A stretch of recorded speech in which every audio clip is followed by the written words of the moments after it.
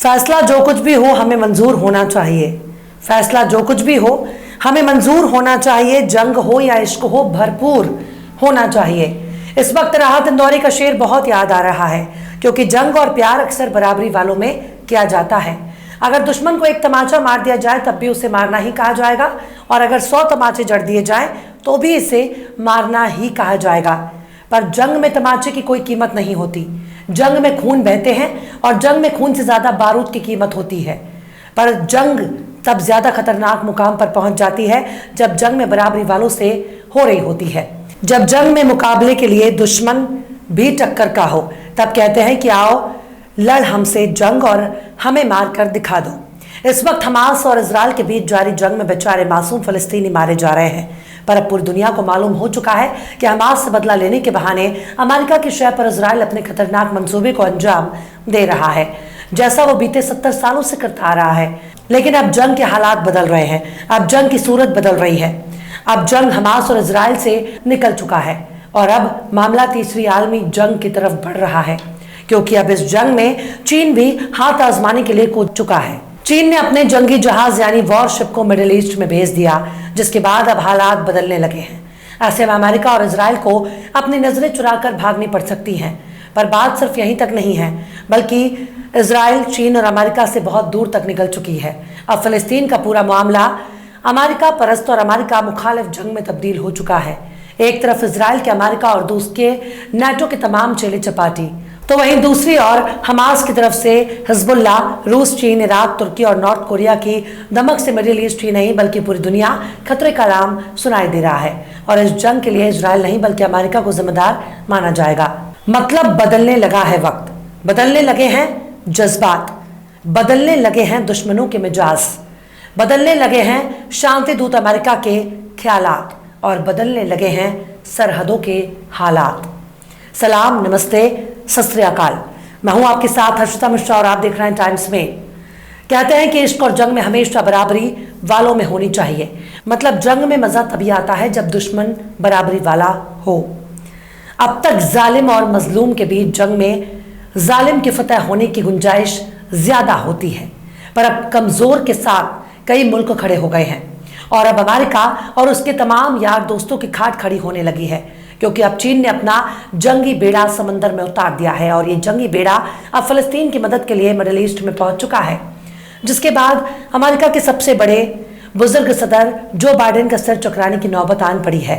Israel के नथुने फूलने लगे हैं। सबसे ज्यादा अमेरिका की मुसीबत बढ़ चुकी है, क्योंकि वो पहले ही यूक्रेन में भी रूस के साथ जंग लड़ रहा है, और अब इजराइल का साथ देने के लिए भी हमास के खिलाफ जंग लड़ रहा है।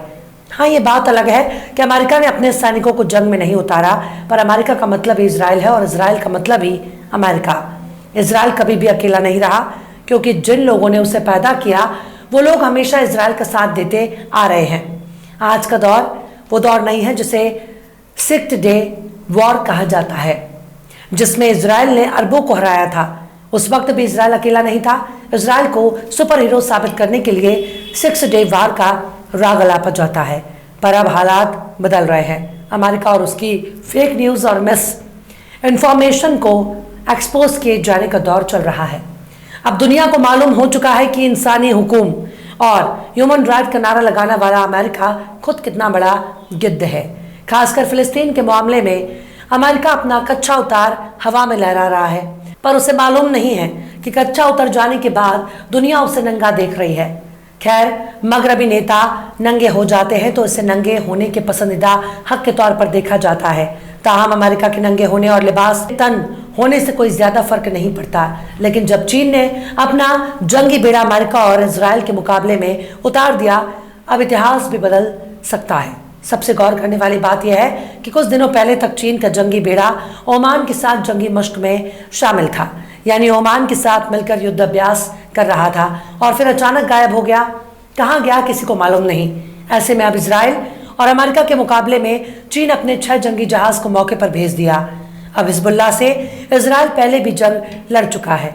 उस वक्त इजराइल को लबनानी से दुम दबाकर अपने पैर वापस खींचने पड़े थे, क्योंकि हिजबुल्ला का मतलब ईरान है। ईरान लंबे वक्त से अपनी ताकत को जमा कर रहा है।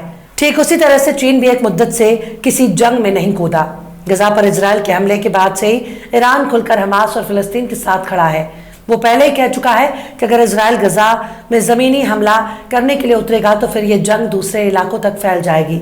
अब आप इस बात को ऐसे समझ सकते हैं कि बीते साल अक्टूबर को हमास से फिलिस्तीन के उस हिस्से पर हमला कर दिया जिसे अब इजराइल कहा जाता है। इस हमले के ठीक बाद इजराइल की हिमायत में अमेरिका मोर्चा खोल देता है। अमेरिकी सदर जो बाइडेन ने हर तरह से इजराइल की मदद करने के लिए इस मामले में कूद पड़ते हैं। इसके लिए साथ में अमेरिका ने तुरंत अपना जंगी बेड़ा इजराइल के लिए रवाना कर दिया, लेकिन इन तमाम हरकतों पर रूस टुकुर टुकुर देख रहा था। रूसी सदर व्लादिमीर पुतिन भी इस बात को समझ गए कि जंगी बेड़ा सिर्फ फिलिस्तीन और हमास के खिलाफ नहीं भेजा जा रहा, बल्कि इजराइल के बहाने इसे रूस के खिलाफ भी इस्तेमाल किया जाएगा। अमेरिका ने दो जंगी जहाज को इजराइल की मदद के लिए मेडिटेरियन सी में भेजा। अब रूस के नजदीक अमेरिका के दो जंगी बेड़े मौजूद हैं। ऐसे में रूस भी बिल्कुल खामोश नहीं रह सका। उसने भी ब्लैक सी में निगरानी तेज कर दी है और बाकायदा पुतिन ने शी जिनपिंग से मुलाकात भी करते हैं और समंदर में गश्त बढ़ा देते हैं। अमेरिका ने इजराइल और फिलिस्तीनियों के बीच लड़ाई के जवाब में मेडिटेरियन सी में दो जंगी जहाज भेजे हैं। इसलिए रूस इसे हल्के में नहीं ले रहा, बल्कि अमेरिका की सीधी चुनौती की तरह देख रहा है।